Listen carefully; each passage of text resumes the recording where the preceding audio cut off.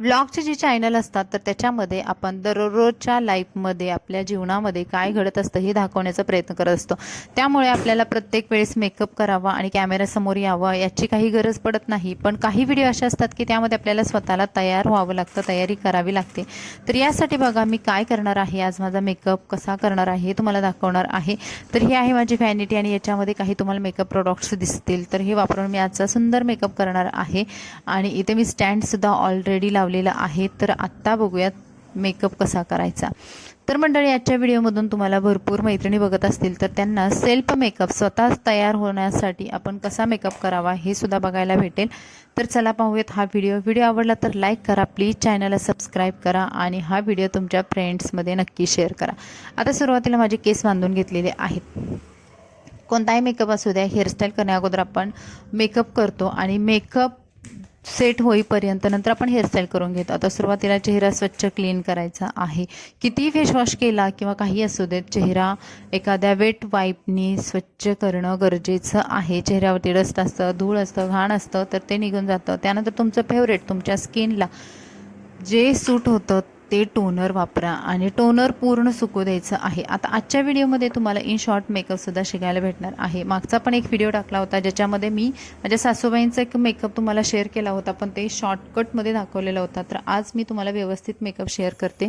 त्यानंतर मॉइश्चरायझर लावायचं आहे। ऑइली स्किन असेल तर मॉइश्चरायझर जेल बेस असतात, ड्राय स्किन असेल तर तुमचे मॉइश्चरायझर हे क्रीम बेस असायला हवे, म्हणजे जे क्रीमसारखे दिसणारे।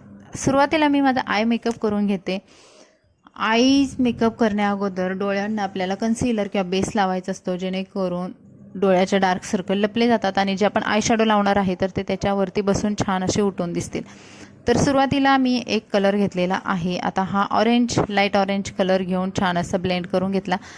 तर तुमच्या साडीनुसार, तुमच्या आउटफिटनुसार तुम्ही कलर घेऊ शकता। त्यानंतर डार्क ऑरेंज हा कलर घेतलेला आहे, तर तो एका कॉर्नरमध्ये घ्यायचा आणि पूर्ण छान स्प्रेड करून घ्यायचा, म्हणजे पिंक आणि डार्क ऑरेंजचं कॉम्बिनेशन वापरलेलं आहे। त्यानंतर त्याच्यावरती मी असे शिमर सेट लावलेले आहेत। तुम्हाला जसा हवा तसं तुम्ही आय मेकअप करू शकता। ज्या मैत्रिणी अगदीच सुरुवातीला आहेत, पहिल्यांदाच मेकअप करतायत किंवा आय मेकअप वगैरे जास्त जमत नाही, तर त्यांनी अशा पद्धतीचे छोटे छोटे टेक्निक्स वापरून आय मेकअप करू शकता। त्याच्यानंतर आपल्या चेहऱ्यावरती नाही म्हटलं तर कुठेतरी तीळ असतं, खड्डे असतात, तर प्रायमर लावून घ्यायचं आहे, कारण प्रायमर लावणं गरजेचं आहे। प्रायमरमुळे मेकअप जास्त वेळ टिकतो। पण त्याच्यानंतर तुम्हाला करेक्टर वापरायचं आहे। पिंपलचे डाग असतील, तीळ असतील चेहऱ्यावरती, आणखी काही प्रकारचे आलेले पुरळ असतील तर ते लपवण्यासाठी तुम्ही करेक्टर वापरू शकता।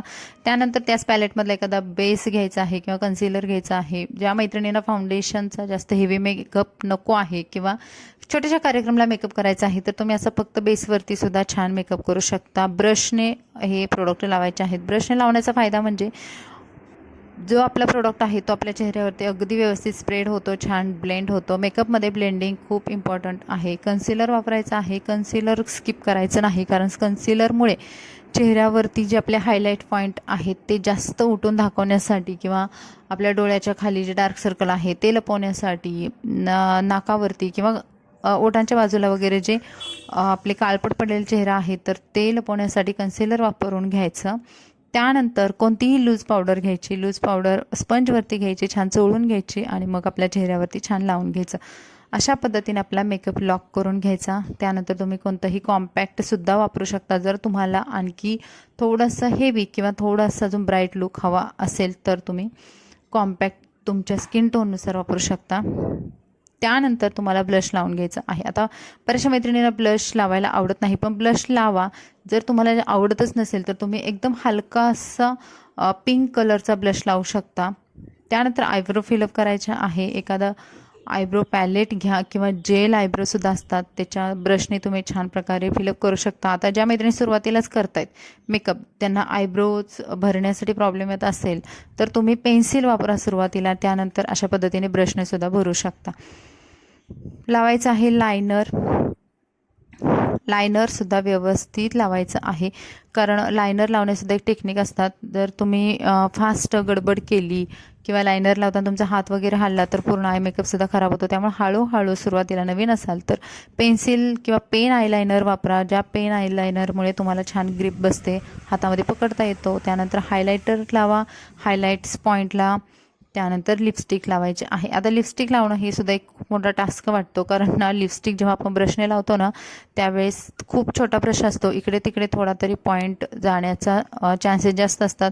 नवीन असाल तर ज्या लिपस्टिकच्या स्टिक येतात तर त्याच वापरा, त्यामुळे तुम्हाला सुरुवातीला अंदाज येईल. आणि त्यानंतर तुम्ही जर प्रोफेशनल करत असाल तर त्यानंतर ब्रशचा वगैरे वापर करा, मेकअप छान प्रकारे सेट करा.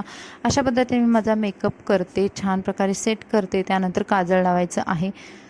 काजळसुद्धा मी ते पुन्हा ब्रशनी वापरलेलं आहे. वॉटर लाईनला काजळ लावून घ्यायचं आहे, कारण मी मेकअप पूर्ण सेट केल्यानंतर एंडलाच काजळ लावते. कधी कधी ते डोळ्याच्या खाली उतरतं म्हणून.